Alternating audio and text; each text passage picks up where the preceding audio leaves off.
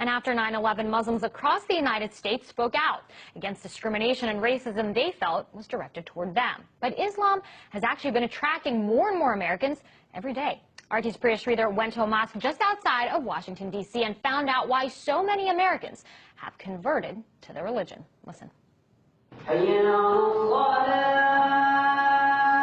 It's the call to prayer, and it's answered by more than 1 billion Muslims all over the world, including Caitlin Billings, a 22-year-old American who was raised Christian. I converted last year, the 1st of Ramadan. My mother, she was afraid that I was going to marry someone who would beat me. She was crying a lot.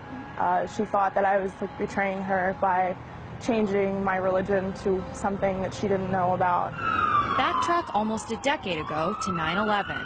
Today, our fellow citizens, our way of life, our very freedom came under attack in a series of deliberate and deadly terrorist acts. President Bush waged a war on terror, targeting extremist Muslims who were labeled as terrorists.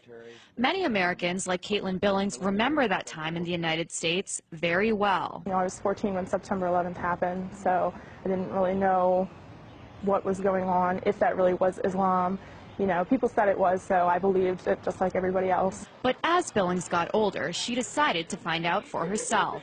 And her investigation led her to the Mustafa Center, a mosque just outside of Washington, D.C. that has become a haven for many Americans like Billings who have found Allah. A new poll found that almost 40% of Americans believe that Muslims should carry identification cards.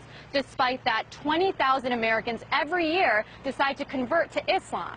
These converts say they don't regret their decision at all. It's a choice that they must think about every day. Around the world since 9/11, Muslims have battled bans of their religious clothing, profiling in airports, and discrimination in their everyday lives. People that I knew since I was very small think that I've changed personalities because of this. They don't see past the scarf.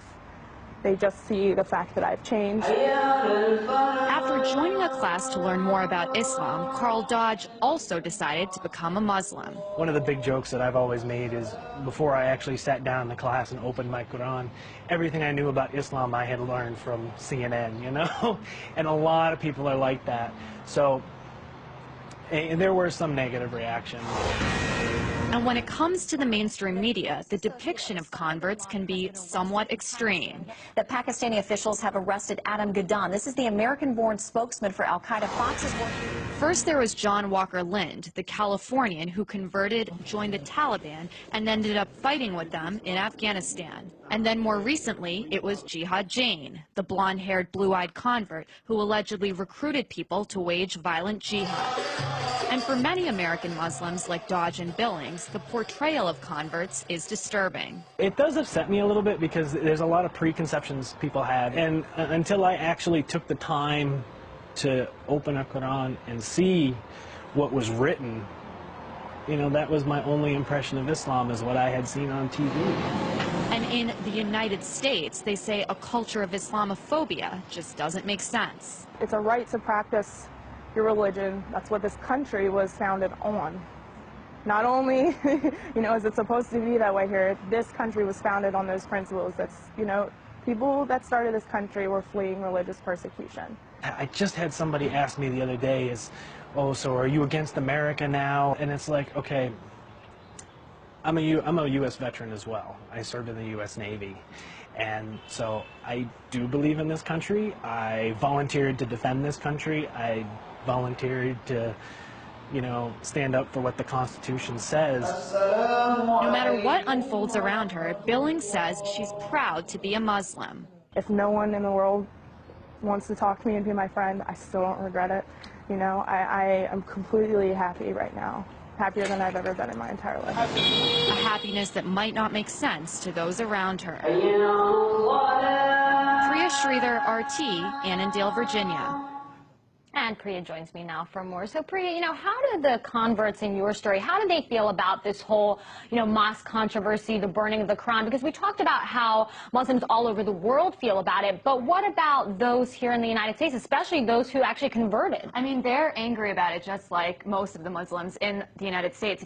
For them, converting to this religion, they had to change their lifestyles a lot. They pray 5 times a day, as you saw in my story. They wear headscarves. So for them, because of all these transitions, they have grown into a community where most of their friends and their family members, a lot of them have married Muslims as well. So, they're more sympathetic, and they feel that, most of these actions, the people who are against the mosque near Ground Zero, or the pastor who was planning to burn those Qurans on 9/11, are speaking because they're misinformed, which is another kind of topic that I mentioned in my story as well. That's right. I mean, a lot of them had said, look, I saw one thing in the media, but I wanted to find out for myself, so I picked up a Quran. I want you to just elaborate a little bit more on that. Well, Dina, I think an important thing to remember is that, although this country is supposed to be a melting pot and it's supposed to be very diverse, that only happens in certain cities, in different regions of the country. There are places in America where people literally have never met a Muslim person before, so their only kind of perceptions are shaped by the media and what they see on TV. It's just like the way people on the other side of the world have certain impressions of America because of what they see on TV. So for them, all they saw was these wars in the Middle East, these very extremist Muslim terrorist groups, and then, what the American media said about converts wasn't helpful as well. You saw Jihad Jinn, you saw Adam Gadon. So their point is that there are very ordinary people who convert to Islam simply because they found this religion that they believe can give them hope, and, what everyone finds in whatever religion they have. And so they wish that there was more coverage of that kind of conversion as well. Definitely an interesting story. RT's Priya Sridhar.